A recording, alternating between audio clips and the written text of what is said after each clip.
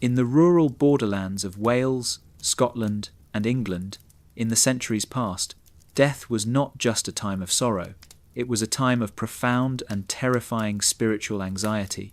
In this dimly lit cottage, a family gathers for a wake. They mourn their loss, but they also fear for the soul of the departed, which, according to their beliefs, might still be lingering, weighed down by a lifetime of sins, unable to find rest. There is no priest, no official absolution, but there is a last resort, a desperate, chilling folk ritual. A despised and reviled figure is summoned from the fringes of society, a pariah so low they are considered beneath human contempt. They are brought in, not to comfort, but to perform a terrifying, sacred transaction. They are here to eat the sins of the dead.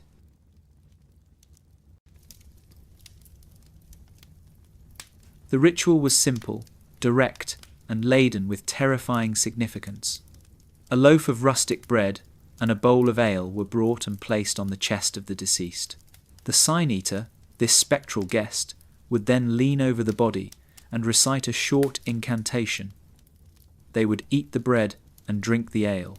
In this act, it was believed that all the sins of the departed, the lies, the thefts, the passions, the bitternesses, were magically transferred from the soul of the dead to the living. The deceased was now pure, absolved, and free to enter heaven. In exchange for this service, the sign-eater was given a small fee, often a mere groat or sixpence, a pittance for a soul. Who were these people, willing to perform such a reviled act? They were the lowest of the low, destitute vagrants, beggars, or individuals cast out from society for other crimes. They were pariahs, untouchables, living in isolated huts on the edges of villages. To be a sign-eater was a career of last resort, a choice made only when starvation was the alternative. They were feared and loathed. It was believed that their own souls were forfeit, growing heavier and blacker with every sin they consumed. They were forbidden from entering churches, and people would avoid their gaze, fearing contamination by the sheer weight of their spiritual burden.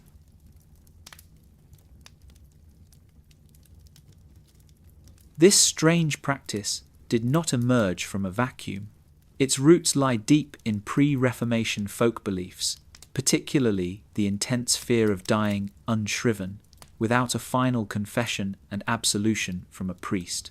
In Catholic theology, unabsolved venial sins meant a soul would face purification in purgatory.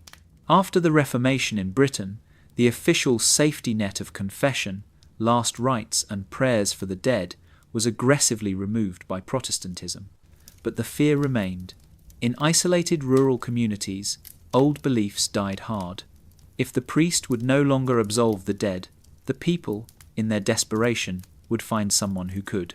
The ritual also echoes a much older, pre-Christian concept, the scapegoat.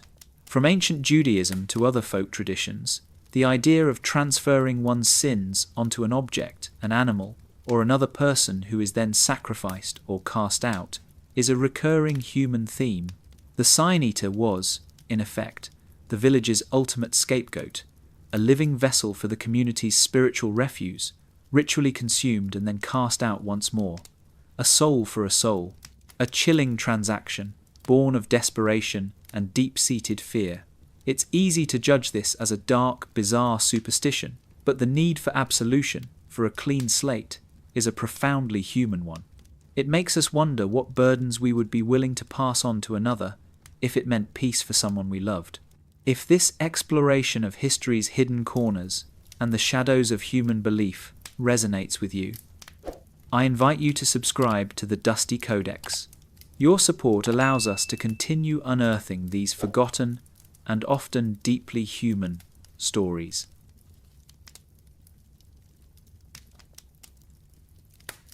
The life of a sign-eater was one of almost unimaginable loneliness. They were the living embodiment of sin, and thus were treated as spiritually contagious. Villagers would avoid their path, children were forbidden from speaking to them, and they were often barred from all social gatherings, save for the one they were paid to attend, the wake. The payment for their service was always left for them, never handed to them, as physical contact was taboo. This profession was often hereditary, a cursed inheritance passed down within a family, trapping them in a cycle of poverty and ostracism. They were the ultimate pariahs, essential in the moment of death, but utterly despised in every moment of life.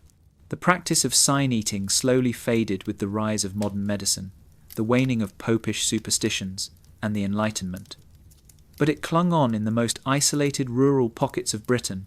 The last known, or at least the most famous, sign-eater in England was a man named Richard Munslow. Munslow, who died in 1906 Shropshire, was a farmer who had reportedly revived the ancient custom to ease the passing of his own children. He then continued the service for others, a final, poignant echo of a belief that had spanned centuries. His death marked the true end of this dark and sorrowful tradition in Britain.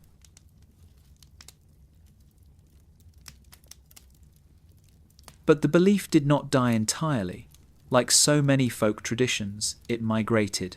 Welsh, Scottish, and English immigrants, settling in the remote, isolated hollows of the Appalachian Mountains in the United States, brought their ancient superstitions with them. In the mountains of West Virginia, Kentucky, and Virginia, tales of funeral eaters persisted well into the 20th century. The details were identical: a destitute person, a meal eaten from the coffin, the absorption of sins, and the subsequent shunning of the individual. The ancient fear of an unabsolved death had found a new home in a new wilderness.